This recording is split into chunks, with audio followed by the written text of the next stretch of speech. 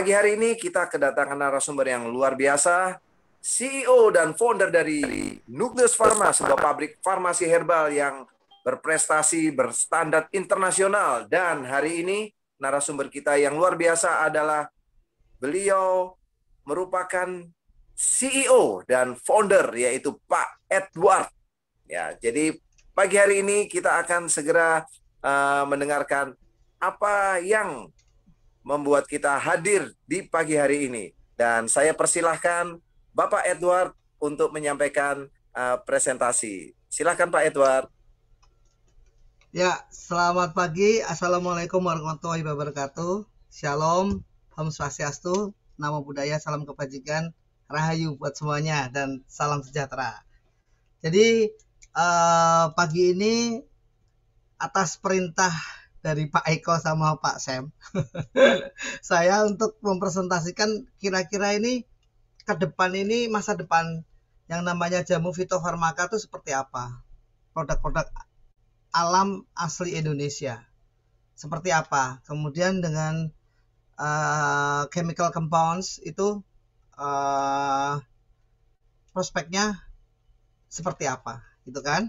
Nah, ini saya bawakan beberapa presentasi, dan kebetulan saya ini adalah Waketum Humas GP Jamu. Jadi kemarin saya mewakilin GP Jamu untuk presentasi ini di acara Expo yang diikuti oleh 24 negara. Jadi teman-teman yang hadir saat ini mestinya bersyukur karena mendapatkan materi yang tidak biasanya orang dapat, gitu kan. Jadi teman-teman member di sini dapat knowledge yang bagus, pembekalan yang luar biasa, karena di sini ada proses dan lain sebagainya, sehingga tahu nanti kira-kira 3-5 tahun ke depan tuh kita mau ngapain dan mau seperti apa gitu ya. Oke, saya mulai ya. Jadi kalau kita melihat prospek ke depan ya, jamu modern kita ini ya, kira-kira mau seperti apa ya kan. Jadi ini outline-nya nih. Jadi sejarah obat tradisional Indonesia. Jadi kalau kita lihat sejarah obat tradisional Indonesia ini sangat luar biasa ya, karena dulu orang tua kita, nenek moyang kita nggak pernah pakai obat-obatan chemical kan. Semuanya adalah obat yang ada di sekeliling kita. Dan yang paling penting lagi adalah dari 45.000 tumbuhan obat ya, 45.000 tumbuhan obat yang ada di dunia ya, 35.000 itu tumbuh subur di Indonesia. Ini kan luar biasa bahwa Indonesia itu kaya akan biodiversitas ya kan, mega biodiversity. Kita kaya akan kekayaan alam, tumbuh-tumbuhan, termasuk ikan, termasuk biota lautnya. Itu kita tuh kaya, dan kita salah satu penopang dunia ya. Nanti yang akan saya sampaikan adalah bagaimana sejarah obat tradisional Indonesia dan perkembangan obat tradisional kok bisa berkembang di sini itu seperti apa ya. Nah, kita lihat lagi nih sumber alam yang ada di kita ya, di Indonesia ya. Itu berdasarkan Ristoja. Jadi kita itu punya ramuan sekitar 25.821 tumbuhan obatnya ya. Terus kemudian ramuan-ramuan ini didapat dari mana? Di beberapa daerah. Jadi setiap daerah itu mereka itu unik. Dia punya ramuan tersendiri. Jadi kalau kita ke Kalimantan gitu ya, Kalimantan katakanlah ke Palangkaraya gitu kan, mereka setiap habis operasi mereka dikasihlah obat atau dikasihlah makanan ikan gabus tapi mereka direbus terus kemudian dimakan dagingnya. Apa sih dampaknya? Ternyata dampaknya adalah mempercepat penyembuhan luka. Jadi mempercepat pembentukan fibrin ya. Ini yang tahu Dokter Maria. Jadi ternyata mereka itu sudah terbiasa akan hal ini, dan itu nyata, dan itu dipakai turun menurun ya. Itu salah satu contoh. Kalau kita ngomong di daerah Papua, Papua tuh sana ada nama tanamannya namanya tanaman kina ya kalau salah ya. Itu untuk anti malaria. Jadi setiap daerah itu punya etnik macam-macam. Terus di kita di daerah Jawa Tengah sering mengkonsumsi yang namanya kunir asem, ya kan? Terus kemudian jahe. Itu semua untuk imunodulator. Nah, jadi setelah dikumpulkan itu ada 25.000 ya. Terus kemudian spesies tumbuhannya itu ada sekitar 2.670. Nah, seperti kita tahu bahwa obat tradisional ini itu kan warisan budaya. Ya. Terus kemudian apa? Terbukti secara empiris itu benar karena turun-menurun itu hasilnya sama. Zaman kerajaan Majapahit pun juga sama. Zaman kerajaan Mataram pun juga sama. Terus dia memiliki keunggulan komparatif. Terus kemudian digunakan secara luas, ya. Jadi riset tumbuhan obat dan jamu Ristoja itu mencatat seperti ini. Ini laporan tahun 2015. Nah, kita lihat lagi ya sejarah obat tradisional Indonesia. Mungkin teman-teman yang ada di sini nggak tahu. Barangkali belum tahu atau mungkin sudah tahu, nggak apa-apa, ini tambahan knowledge aja. Jadi kalau zaman dulu waktu kecil tuh masih sering ya lihat jamu gendong itu ya. Keliling di tempat kita itu kan. Ya. Keliling gitu kan. Nah, jadi bahwa yang namanya jamu itu berasal dari kata apa sih? Ya. Itu tuh berasal dari kata Jawa ya, dari kata jampi dan usoso. Nah, usodo nih sebenarnya, usodo nih ya. Jadi itu kira-kira tepatnya itu 16 Masehi. Jadi lama banget nih, sekitar 1300 tahun yang lalu. Jadi saat ini istilah jamu telah diadopsi ke dalam bahasa Indonesia. Jadi kalau kita lihat di googling itu ya, keluar itu jamu namanya tetap jamu juga. Jadi kita minta maaf Pak Ed. Gimana? Slide presentasinya tidak bergerak Pak Ed. Sorry. Nggak keluar ya? Nggak. Bentar. Oh, bentar. Sudah keluar tapi belum di show Pak. Oh, sorry.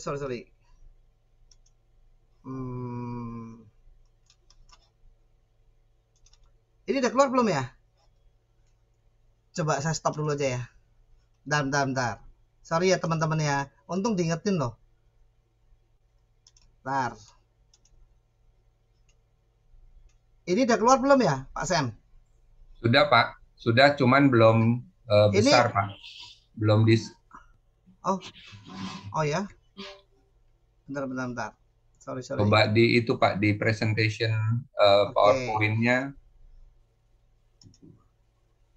Bentar. Kayaknya aku close dulu aja deh. Bentar ya. Teman-teman gangguan dikit lah ini.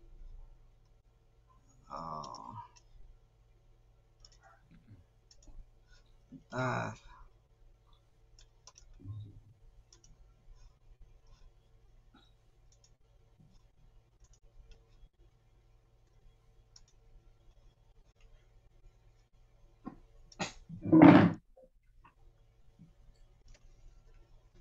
Oke, saya ulang ya. Sorry banget, ntar. Jadi, oke.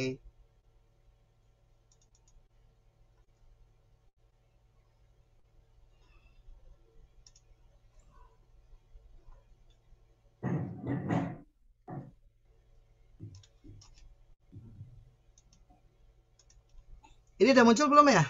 Sudah Pak Ed, terima kasih. Udah ya? Udah. Sorry ya, sorry. Nah, aku ulangi dari sini aja deh. Ya, oke ya. Oke, jadi dari Ristoja tadi kan udah saya sebutkan kan. Jadi sekarang ini, nah oke. Jadi bahwa obat atau jamu kita ya itu luar biasa perkembangannya. Jadi nenek moyang kita juga itu luar biasa ya, bisa menemukan yang seperti ini ya, ramuan-ramuan ini ya. Nah, kalau kita lihat seperti ini. Nah, ini udah keluar ya slide-nya ya. Jadi sekitar 1300 tahun yang lalu tuh sudah dikenal.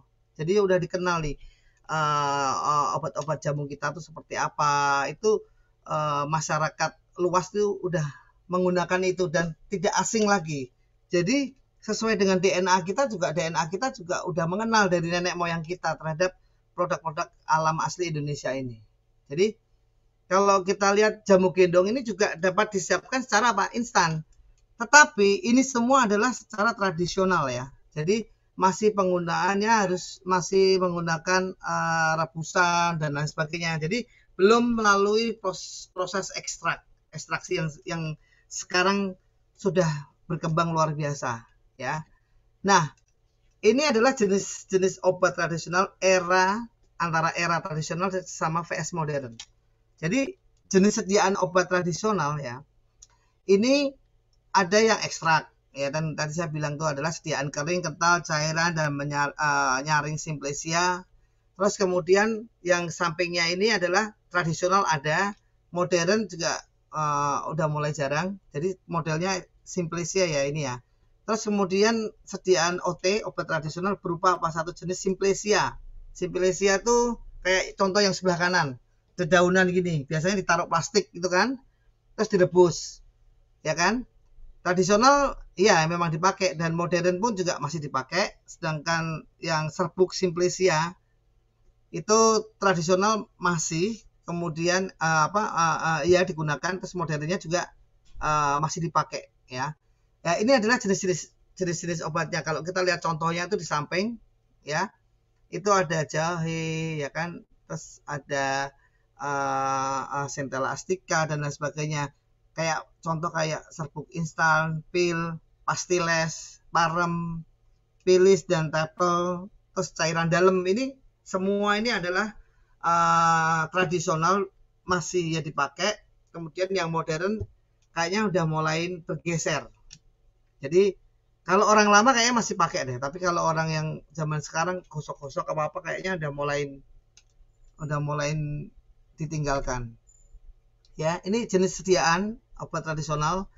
Itu ada yang effervescent. Kalau teman-teman tahu effervescent itu ditaruh di air terus kemudian dia bisa mengeluarkan gelembung gitu ya, kayak gas gitulah. Terus kemudian salep, kemudian kapsul lunak sama tablet ya. Ini adalah contoh-contohnya. Terus kemudian perkembangan jamu modern saat ini. Nah, ini teman-teman juga harus tahu nih. Jadi obat tradisional masa kini itu ada beberapa tingkatan.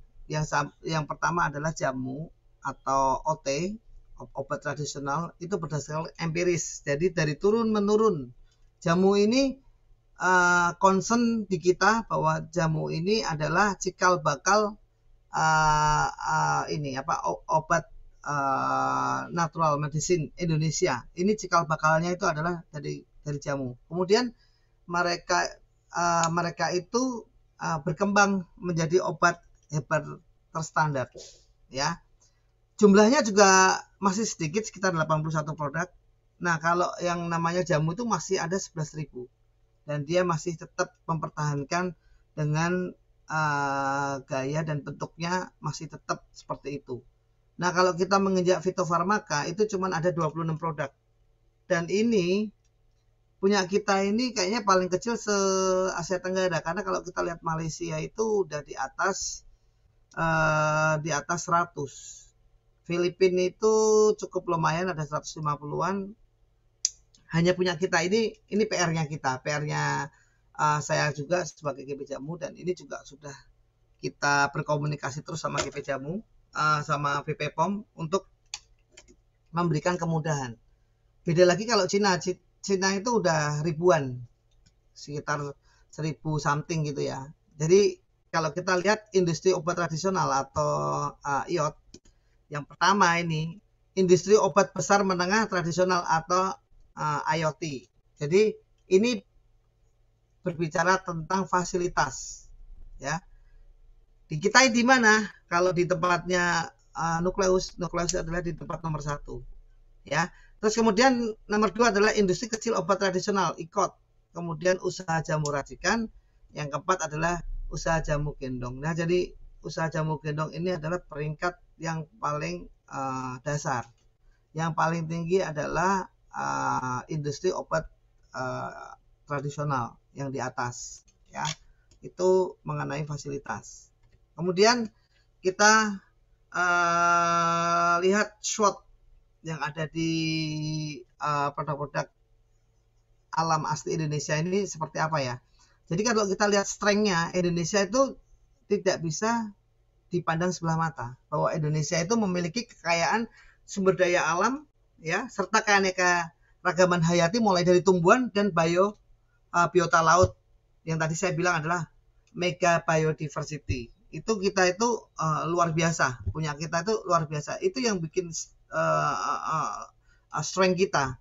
Dan yang paling penting lagi adalah yang seperti yang saya sering komunikasikan, yang namanya genetik epigenetik itu kenapa selalu kenapa berkembang sampai saat ini, karena bahwa biodiversity kita dan mega biodiversity kita ini luar biasa.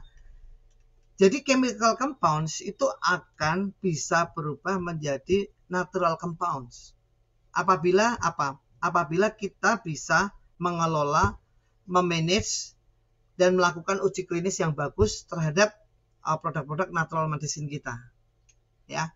Jadi alangkah bagusnya dan alangkah baiknya ketika hal itu dilakukan, ya. Kenapa seperti itu? Karena bahwa kita ini adalah melihat dari presentasi saya yang pertama, bahwa DNA kita itu sudah dikenal dan sudah kenal terhadap produk-produk alam kita. Itu zaman nenek moyang kita sampai sekarang. Nah, itu harus dikembangkan. Nah, makanan yang selama ini yang menjadi sumber penyakit kita itu berasal juga dari Indonesia juga, kan gitu kan. Jadi akhirnya yang bisa menekan bahwa itu bisa kita tekan segala penyakit yang ada di makanan itu adalah ya dari bahan-bahan alam kita. Nah, kita punya bahan-bahan itu, dan kita ini adalah 5 terbesar di dunia yang mempunyai bahan-bahan alam itu. Nah, weakness-nya yang jadi masalah ini adalah kurangnya koordinasi lintas sektoral, pengadaan bahan baku, kemudian belum semua klinisi atau dokter itu menerima. Dan kalau teman-teman tahu, biaya riset ini nggak murah. Biaya riset ini adalah mencapai sekitar kepalanya tuh M, minimal tuh 2-3 M. Jadi itu hanya untuk melakukan uji klinis. Jadi beda dengan pemerintah lain ya, kayak contoh China. Kenapa TCM itu luar biasa di tempat kita? Karena yaitu pemerintahnya mensupport full segala aktivitas, bahkan memberikan insentif. Apakah di pemerintahan kita tidak melakukan itu? Kita melakukan pemerintah itu, tapi frigid. Tapi di dalam perjalanannya itu memang aturan-aturan bakunya punya kita memang frigid, dan kesiapan orang kita yang belum siap untuk menuju ke situ. Nah, ini yang menjadi PR, ya. Kemudian opportunity-nya apa? Di masa pandemi ini kan luar biasa nih, yang namanya produk-produk alam Indonesia ini dipakai. Jadi semua dokter seluruh dunia itu sepakat bahwa COVID itu memang belum ada obatnya. Tetapi COVID itu bisa ditekan terhadap suplemen-suplemen yang bisa meningkatkan sistem imunodulator kita. Jadi yang bisa menyelamatkan kita terhadap virus, mau COVID, mau Omicron atau yang lain lah. Mereka kan bermutasi terus ya. Itu adalah ya tubuh kita, sel T kita.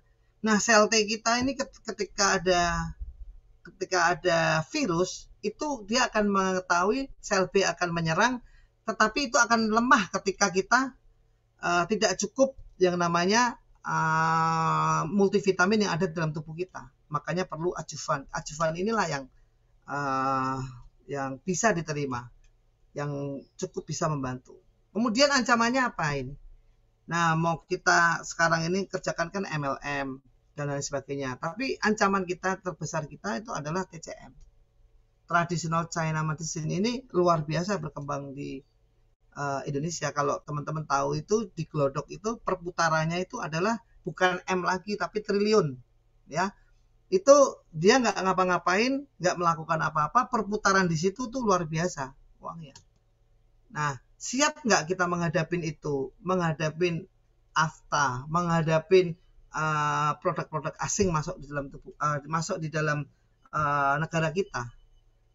Di sisi lain, yang namanya US, kemudian Australia dan lain sebagainya itu juga banyak masuk produk itu masuk di Indonesia. Nah, kalau teman-teman tahu bahwa bahan baku crude-nya itu semua juga dari Indonesia juga. Kalau teman-teman tahu, yang namanya Blora itu penghasil Moringa oleifera terbesar di dunia, daun kelor. Kalau teman-teman tahu, itu mereka diekspor di Jerman, di US, ya kan? Balik ke kita dalam bentuk end product. Kita nggak menikmatin yang end productnya dengan harga yang tinggi, tetapi dengan harga yang murah karena dia hanya beli dari petani. Itu yang kita mau. Yang kita mau ini adalah kita akan membuat produk sendiri dan membuat end product dan kita nikmatin di negeri sendiri. Salah satunya inilah Subahabu yang kita mau lakukan dan kita gaungkan bahwa produk dari hasil alam Indonesia kemudian dipakai oleh orang Indonesia sesuai dengan struktur dan DNA kita. Dan itu akan lebih bisa diterima oleh tubuh kita karena bahan baku yang masuk di dalam tubuh kita itu sudah dikenal oleh DNA kita dibandingkan dengan bahan baku dari luar. Itu tidak langsung tubuh kita bisa merespon karena dia harus mengenal dan dia harus menyesuaikan. Gitu ya. Oke. Nah, kalau kita lihat peran strategi obat tradisional tidak lepas kita yang namanya teknologi. Teknologi kita ya itu terutama di Indonesia ya itu nggak semuanya itu sama standarnya. Setiap perusahaan tuh beda-beda ya. Tetapi saya akan ngomong yang ada di lingkungan kita aja. Teknologi kita buat semua produk yang dikeluarkan oleh Nucleus Pharma, oleh PT Natura Nuswantara Nirmala itu adalah biotechnologies. Kita menggunakan supercritical CO2 ya. Kita menggunakan critical CO2 yang kita klaim bahwa itu yang punya cuman hanya 2 dan 3 aja di Indonesia. Salah satunya LIPI ya, dia punya ya. Itu di pemerintah, satunya swasta itu baru-baru aja. Apa sih bedanya? Ya kan? Bedanya adalah dengan menggunakan teknologi tinggi ya, tingkat optimasi suplemen yang masuk dalam tubuh kita itu akan 100%. Kan 100%. Dibandingkan dengan teknologi biasa. Karena yang selama ini kita buat itu adalah protein. Pemisahan protein itu nggak gampang. Ya, itu butuh teknologi yang tinggi sehingga biar nggak berbau, biar bisa masuk dalam tubuh kita, biar bisa mudah dipecah-pecah dalam tubuh kita. Kemudian yang namanya kesehatan. Jadi meningkatkan taraf kesehatan masyarakat. Ya, kalau semuanya produk itu dibikin bagus ya akan berefek berimbas terhadap kesehatan masyarakat yang bagus. Kemudian paradigma jamu mudah diperoleh, murah dan minimal menimbulkan efek samping. Ini yang kadang-kadang orang tidak tahu bahwa yang namanya jamu ini konotasinya jelek. Kenapa? Karena pelaku bisnisnya juga itu beraneka ragam orang dan beragam sifat dan perilakunya, habitnya juga beda-beda. Kadang-kadang juga mereka menambahkan dengan PKO, salah satunya ditambah paracetamol dan lain sebagainya. Ya itulah yang berkembang. Tetapi ya itulah yang menjadi PR kita. Kita harus selalu memberikan edukasi yang baik. Ya, karena kalau yang namanya jambu gendong itu, ya kan nggak ini ya, apa namanya, tidak ada izin BPOM-nya.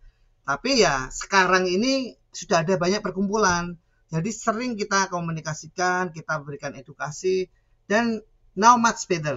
Sekarang sih lebih bagus dan lebih tertib dan lebih mengerti. Nah, ketika itu semua berjalan, saya yakin bahwa industri padat karya kita itu akan roda perekonomian kita juga akan berkembang, karena ketika kita menguasai di situ ya semua bahan dan resource kan ada di Indonesia.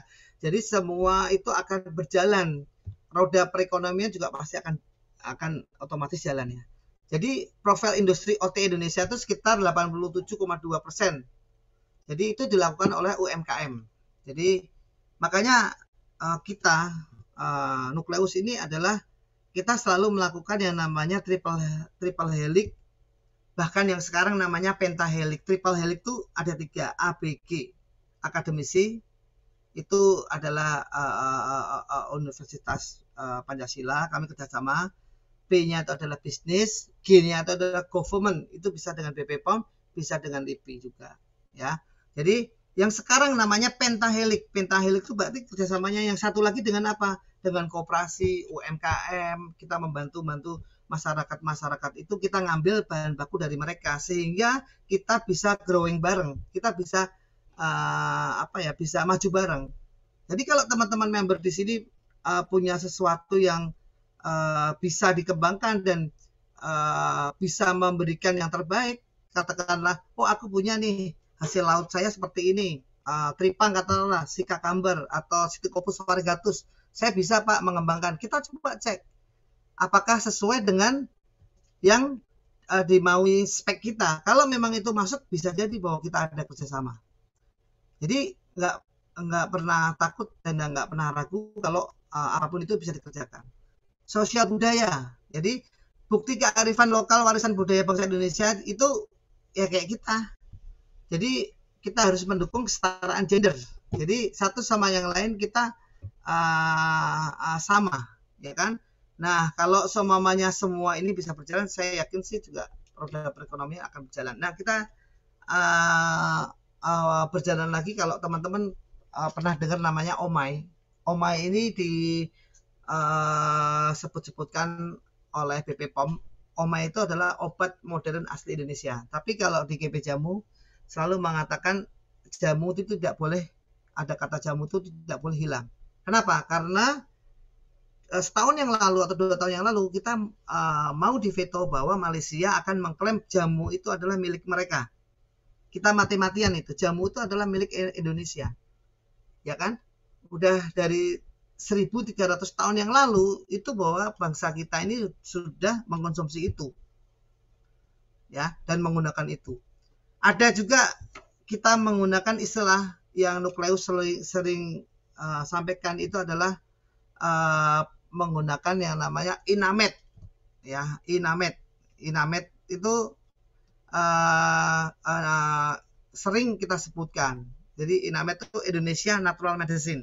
Nah, itu pakai istilah inamet. Jadi ya kalau di tempat lain ada yang menggunakan OMAI, ya, tapi ini OMAI ini sudah sering disonding ke mereka lah. Jadi ini yang berkembang. Jadi teman-teman minimal tahu. Jadi untuk membedakan klasifikasi antara obat tradisional yang berdasarkan data empiris tadi jamu tadi ya, dan obat modern yang berdasarkan data saintifik. Jadi beberapa menteri Republik Indonesia atau menteri Ristek, menteri kesehatan, menteri perindustrian, istilahnya OMAI, obat modern asli Indonesia. Oke. Nah, ini adalah alur pengembangan OHT dan fitofarmaka, ya teman-teman ya. Jadi kalau kita harus tahu juga, kita harus melakukan yang namanya survei kebutuhan. Kebutuhannya tuh sejauh mana sih yang dibutuhkan saat ini nih, apa sih, apa harus fitofarmaka sih, apakah harus OHT, apakah dengan jamu cukup.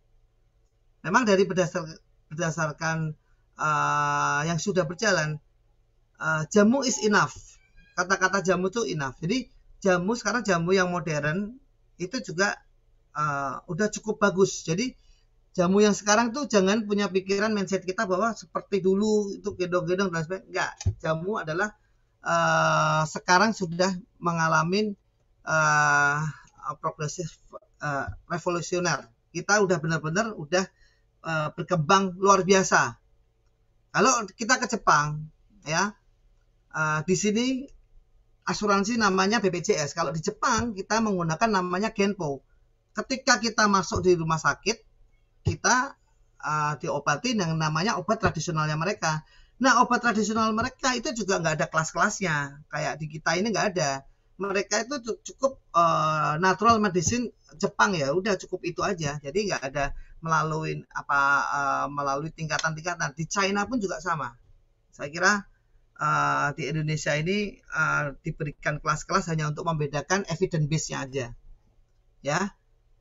Jadi kalau kita bilang GH atau GAHP atau Global Alliance on Health Pollution, kita bilangnya bahwa persyaratan tumbuh perbanyak benih menyiapkan lahan yang di atas warna hijau ini adalah bagaimana kita menyiapkan sumber. Jadi entah itu tanaman, entah itu dari biota laut dan lain sebagainya, itu adalah kita harus melakukan high active ingredient and good cultivation methods. Jadi benar-benar pemilihannya harus benar-benar bagus. Kemudian apa dilakukan apa? GLP itu lebih dikenalnya adalah good laboratorium practice. Kalau kita lihat yang kuning itu GLP, ini kita taruh di lab, kita cek ini memenuhi standar apa enggak, dilakukan uji docking, ya kan? Oh ternyata enggak cocok ini, enggak bisa untuk imunodulator ini. Terus kemudian cari lagi yang benar-benar metodenya atau mungkin ingredientnya yang cocok. Jadi kita cek juga namanya bioavailability-nya dan ekstraksinya itu sesuai apa enggak, terus kemudian stabilitasnya masuk dalam tubuh gitu ya. Nah itu masuknya ke GLP. Ada yang namanya GCP ya, ada yang namanya good clinic practice. Jadi ketika melakukan uji praklinik itu dengan tikus, mouse, ada fase 1, ada fase 2, fase 3, registrasi sampai FN. Jadi ini sesuatu yang panjang ya, kalau teman-teman tahu, bukan sesuatu hal yang pendek. Apakah kita sudah melakukan ini? Jawabannya sudah. Ya, yang di produk-produk nukleus yang kita keluarkan itu kita sudah melakukan yang namanya uji praklinik ya. Phase 1, phase 2 kita sudah melakukan, bahkan sudah kita sampai jurnal international journal juga kita sudah lakukan ya. Nah, kita ngomong lagi yang namanya GMP atau yang namanya Good Manufacturing Practice ya. Apakah kita termasuk di kita ini GMP kita bagus? Jelas bagus karena kita CPOTB juga udah ada. Cara pembuatan obat baik itu kita udah keluar, dan bahkan kita keluar yang namanya register FDA ya. FDA register facility kita juga keluar. Artinya kalau GMP kita nggak bagus itu juga nggak akan keluar. Finishing good-nya kita juga bagus. Terus kemudian GDP kita adalah good distribution practice-nya juga kita udah kalau teman-teman tahu nukleus ini GDP kita itu luar biasa. Karena apa? Karena distributor nasional yang masuk di tempat kita, salah satunya Parit Padang, Raja Wali Global, itu semua adalah internasional. Kalau mau masuk situ itu kalau nggak GMP-nya bagus, kalau nggak produknya tidak bisa masuk ke hospitality, dia nggak akan mau, karena distributor ini adalah distributor, bukan distributor kaleng-kaleng ya istilahnya, tapi distributor yang benar-benar yang sifatnya adalah nasional. Oke.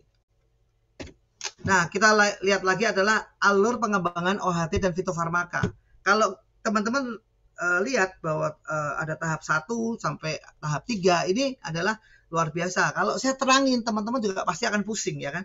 Ngapain nih Pak Ed menerangin gue kayak gini kan? Tapi at least teman-teman tahu aja bahwa untuk menjadi fitofarmaka is it not easy, ya kan? But ini semua bisa dilakuin ya. Jadi ada namanya uji mutu standar pharmaceutical, terus kemudian kita ada pengambilan yang namanya Simplesia itu kalau teman-teman tahu itu daun-daunan yang mau kita ekstrak, ya kan. Terus ada metode pembuatan, sediaan. Jadi kita tuh harus melakukan protokol-protokol ini, ya kan. Jadi protokol-protokol ini tuh termasuk apa, uji keamanan obat, uji toksisitas atau ada racun nggak ini, ya. Nanti bermasalah nggak ya. Jadi semua itu sudah dicek. Bahkan uji laboratorium tuh udah berulang kali. Kemudian kita juga mengajukan yang namanya standarisasi bahan baku. Bahan baku itu pasti akan ditanyain budidayanya bagaimana, pasca panennya gimana, simulasinya gimana. Terus standarisasi apa? Proses kimianya, fisika, mikrobiologinya, dan itu dengan segala kesulitan inilah yang dihadapin. Ini cukup di saya aja. Jadi teman-teman cuma narik-narik member aja, ya. Ini di saya aja, tapi kita berikan ini yang terbaik lah, ya. Kemudian kita lihat lagi ya, Bela. Tingkat konsumsi jamu masyarakat ekonomi rendah, menengah, dan atas. Ini kita ada itunya. Kita ada sumber dan kita ada surveinya, ya. Jadi kondisi pandemi ini berpotensi membuka peluang bagi upaya pengembangan ekonomi masyarakat yang berbasis pengembangan komoditas obat tradisional. Di Jawa Tengah rata-rata penjual UMKM jamu meningkat 300 bahkan 400%. Itu pun terjadi di Nukleus Pharma, ya. Kemudian, nah itu saya harap juga di Subhabu akan sama ya, akan mengalami percepatan yang luar biasa dipegang oleh member-member yang luar biasa. Di sini ada 99%, 99 yang bergabung di kita. Saya yakin dari 99 ini akan berubah nanti ke 9.999 ya. Itu ada sesuatu hal yang bukannya nggak mungkin dikerjakan, tapi itu akan bisa dilakukan ya. Kemudian obat tradisional merupakan kekayaan budaya alam Indonesia serta memiliki nilai strategis dan sisi ekonomi. Industri obat tradisional Indonesia bersifat padat karya dan didominasi oleh pelaku UMKM, yaitu sebesar 87 yang tadi saya sebutkan ya. Jadi kalau kita lihat yang mengkonsumsi jamu ya, kalau kita lihat yang rendah, maksudnya rendah itu adalah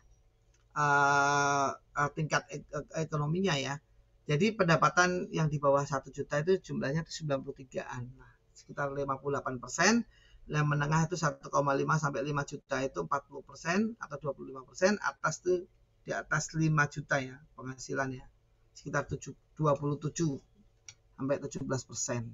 Ya, ini survei yang kita lakukan. Nah, industri herbal dan jamu memiliki prospek cerah karena apa? Diperkirakan mengalami pertumbuhan yang pesat baik di dasar di pasar domestik maupun di global. Jadi kalau kita lihat teman-teman di Shopee, kemudian di Amazon, itu luar biasa loh penjualan produk-produk alam asli Indonesia.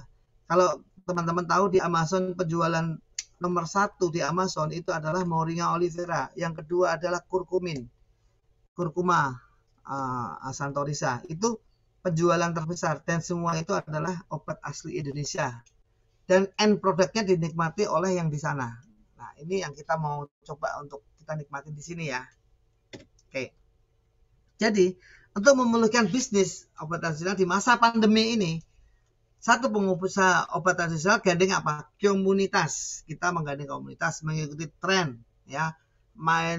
Mengikuti tren itu apa aja sih? Oh, mungkin di kafe, Instagram, medsos ya. Kalau sekarang yang lagi tren adalah TikTok, yang lagi keren. Kalau kita lihat TikTok ini teman-teman, pasti yang ada di sini pasti ada yang punya dan ada juga yang enggak, tapi at least itu pasti ada yang punya. Yang sering main TikTok kayaknya Dr. Maria juga ada main TikTok gitu, ya kan? Nanti bisa lihat itu TikToknya.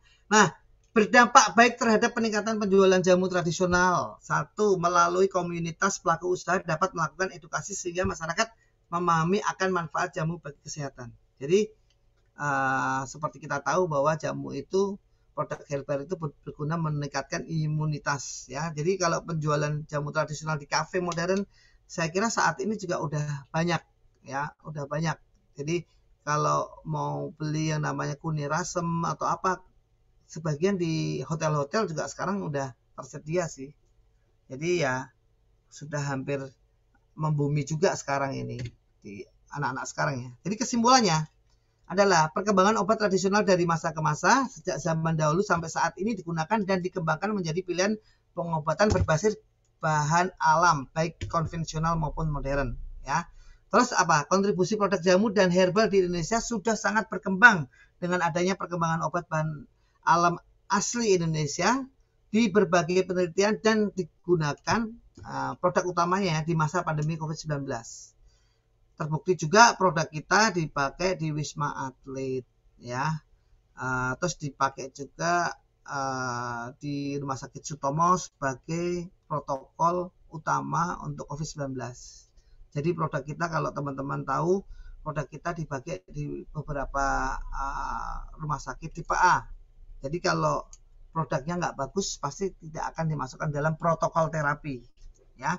Kemudian GP Jamu Indonesia sangat mendukung peran pengusaha jamu dan obat tradisional di Indonesia, serta sangat terbuka menjalin kerjasama dengan pihak terkait dalam pengembangan produk jamu modern Indonesia ini. Itu adalah kesimpulannya. Ini intermezzo bahwa kemarin saya dapat marketing, jadi dapat apresiasi strategi marketing di era pandemi. Saya mendapatkan salah satu juara, dapatkan award, kemudian mendapatkan muri di produk-produk kita. Jadi syukur alhamdulillah, puji Tuhan, bahwa dengan perkembangan dan era globalisasi, dengan agresivitas kita dalam beberapa penelitian kita mendapatkan apresiasi yang luar biasa. Demikian juga kita, ini terima kasih.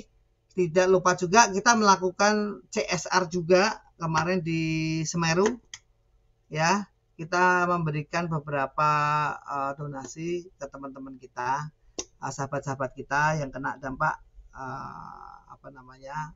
korban Semeru. Semoga juga teman-teman yang di sana selalu dalam lindungan Tuhan. Saya kira cukup sekian paparan saya. Kalau ada kata yang salah, ya, mohon maaf. Jadi kalau ada jarum yang patah, jangan disimpan di peti. Kalau ada kata-kata yang salah, jangan disimpan di hati. Jadi disampaikan aja. So, thank you so much buat teman-teman semuanya. Semoga tetap semangat.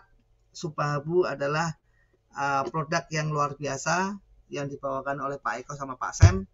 Dan saya kira akan cukup banyak membantu kawan-kawan. Dan jangan pernah ragu-ragu untuk bertanya. Karena dengan bertanya, teman-teman akan menambah knowledge. Itu intinya. Terima kasih. Dari saya kembalikan ke Dr. Maria, ya. Kalau salah ya. Sama Pak Eko, ya. Terima kasih. Salam.